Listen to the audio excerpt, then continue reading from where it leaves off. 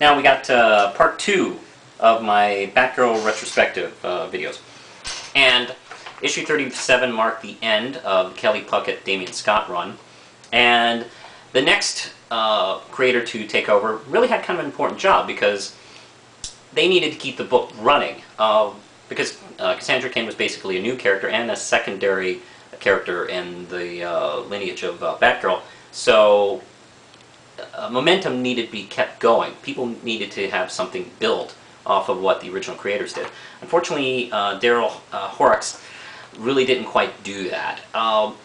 From reading his run, I gathered that he's not a big martial arts guy, nor is he a big action guy. So he decided to just not try, which, to be honest, I can't really blame him. You bring what you know to the character. I think what he was trying to do was have Cassandra go through this kind of journey out of figuring out how to be a girl again.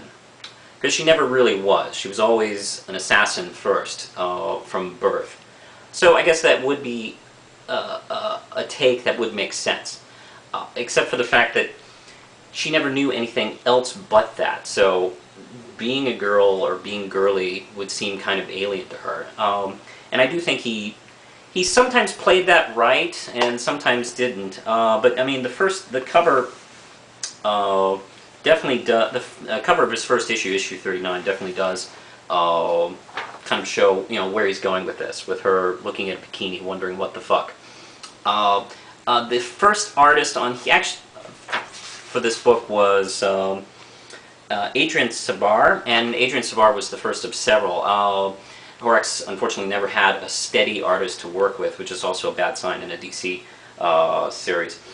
The first run had her and Barbara Gordon go on a cruise, and that's where they run into a pseudo sort of villain, sort of good guy named the Black Wind, and Superboy, Connor L. himself. And after that little adventure, that's a two-parter, 39 and 40. This one's a little bit better. She has blood all over her hands. Sabar had something about polka dots. He put polka dots on a lot of things. I'm not sure what his kooky polka dot obsession was. But after that story,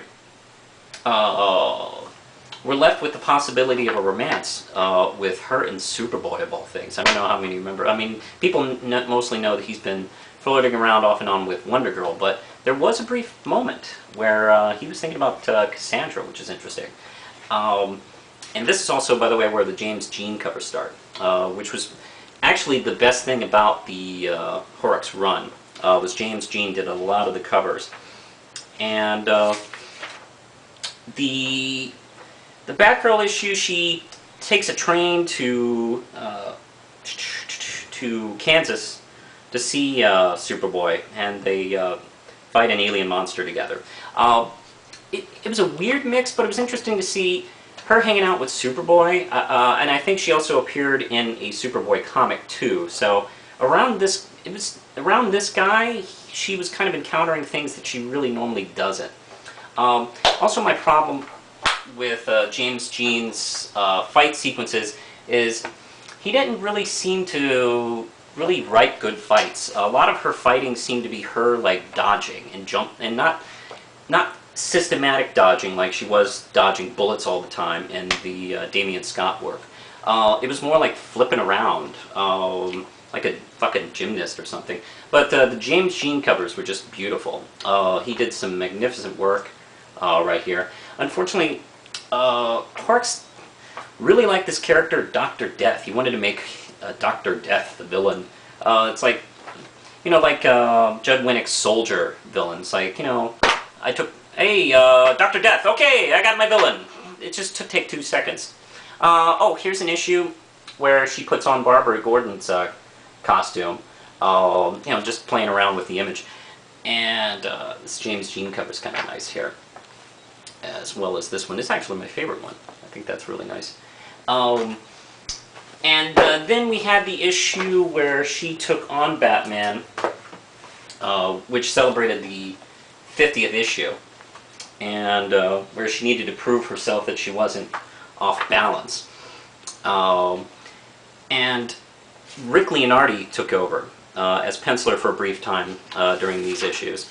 And Rick Leonardi's a terrific artist. I really enjoyed his work, and it was refreshing after Sabar. Sabar's work was a little kind of not easy on the eyes, and Leonardi does, you know, some beautiful work. The fight sequence was okay between Batman and Batgirl, and it really, I don't know, it doesn't really amount to much, actually.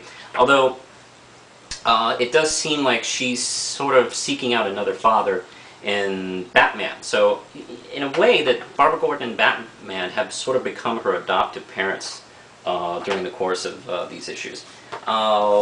It's a beautiful Poison Ivy cover. It's a typical Poison Ivy story, nothing really too exciting. Nice little Sandra Brown cover right here, where she made one quick appearance as Robin. And then we just finished off in the War Games storyline. That was the last of his run.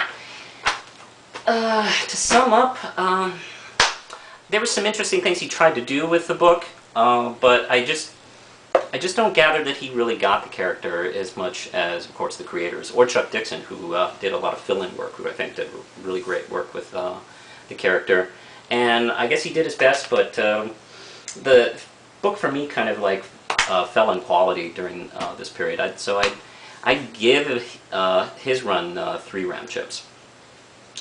Next up, I'll be talking about the third run of Batgirl.